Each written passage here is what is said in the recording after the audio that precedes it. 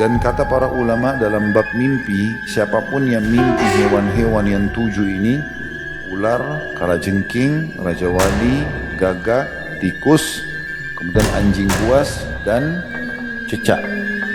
Ya. Berarti menandakan ada orang-orang yang buruk yang sedang mendekati dia.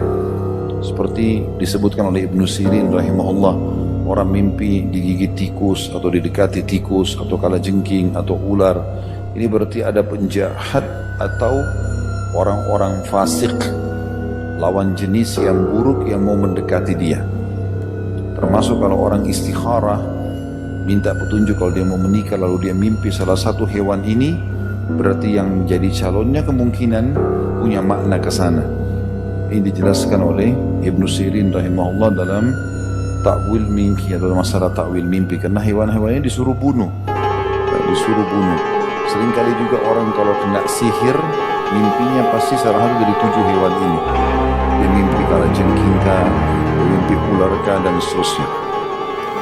Hadis 601 menyebutkan tentang hewan-hewan yang boleh dibunuh, baik sedang ihram atau tidak sedang ihram, baik di wilayah haram atau di wilayah halal. Wilayah haram kayak Mekah sama Madinah. Selain daripada itu dikenal dengan wilayah halal. Haram artinya dimuliakan. Makanya kita katakan Mekah dan Madinah haramain. Dikatakan dalam hadis ini dari Aisyah radhiyallahu anha, beliau berkata, Rasulullah sallallahu alaihi wasallam bersabda, "Khamsun minad dawabi kulluhunna fawasiq yuqtalna fil hil wal haram al-aqrabu wal hida'a wal urabu wal fa'ra wal kalbul aqur." Hadis ini tentu diriwayatkan Imam Bukhari di jilid 3 halaman 17, Imam Muslim jilid 2 halaman 857. Ada 5 binatang yang semuanya fasik. Fasik artinya mengganggu, buruk. Boleh dibunuh di luar tanah haram, tanah suci, atau di dalam tanah haram, walaupun kita sedang berihram. Yang pertama adalah kalajengking. Yang kedua, burung raja wali. Yang ketiga, burung gagak. Yang keempat, tikus. Dan yang kelima, anjing buas. Itu anjing yang suka menggigit, anjing buas. Dan ini memberikan gambaran kepada kita, orang tadi kalau lagi ihram tidak boleh berburu hewan. Tapi di sini dia bukan masuk dalam berburu. Hewan ini memang dasarnya boleh dibunuh. Bahkan ada hadis lain di bab sholat yang menjelaskan bolehnya seseorang membunuh ular dan kalajengking dalam sholatnya. Kata Nabi SAW, 2 hewan yang membinasakan, bunuhlah walaupun kalian sedang dalam keadaan sholat, ular dan kalajengking. Hadis 602 dari Ibnu Abbas radhiyallahu anhuma, anna Nabi sallallahu alaihi wasallam ihtajama wa huwa muhrim, bahwasanya Nabi sallallahu alaihi wasallam berbekam dalam keadaan beliau berihram. Hadis ini riwayat Bukhari dan Imam Muslim. Imam Bukhari menyebutkan di jilid 2 halaman 19, Imam Muslim jilid 2 862. Tentu ini hadis 601 tentang hewan yang boleh dibunuh. Kita tidak banyak merincikan ya. Tapi di sini memang ada bab khusus masalah sebenarnya bolehnya membunuh hewan-hewan ini. Tapi ada rincian, saya kasih gambarannya. Seperti misalnya ada hadis lain yang menyebutkan 5 hewan dibunuh di wilayah haram atau di luar haram. Di dalamnya masuk ular. Jadi ada 7 jenis hewan yang boleh kita bunuh.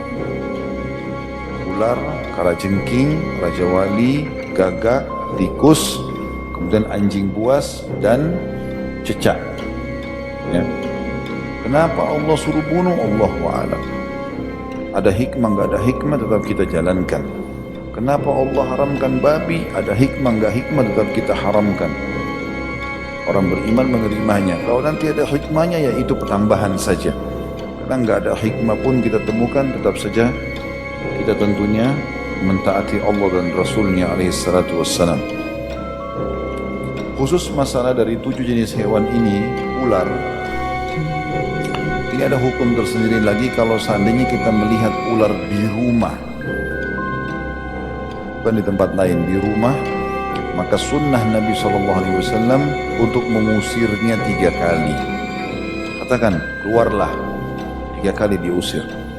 Karena kata Nabi SAW, kalau kalian temukan ular di rumah kalian, maka ingatkanlah 3 kali. Kalau dia jelmahan jin, dia akan pergi.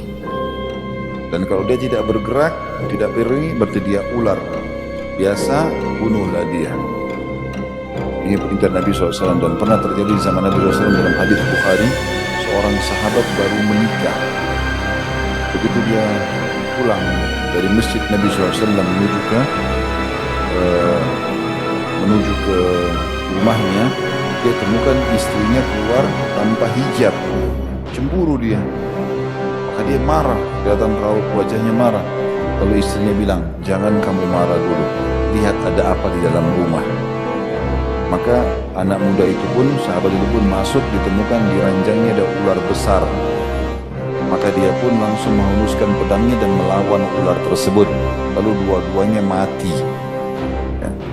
Kata Nabi SAW, entah siapa yang mati duluan di antara keduanya. Tapi kalau ada ular di rumah kalian, ingatkanlah 3 kali sebagaimana hadis yang sudah saya jelaskan tadi.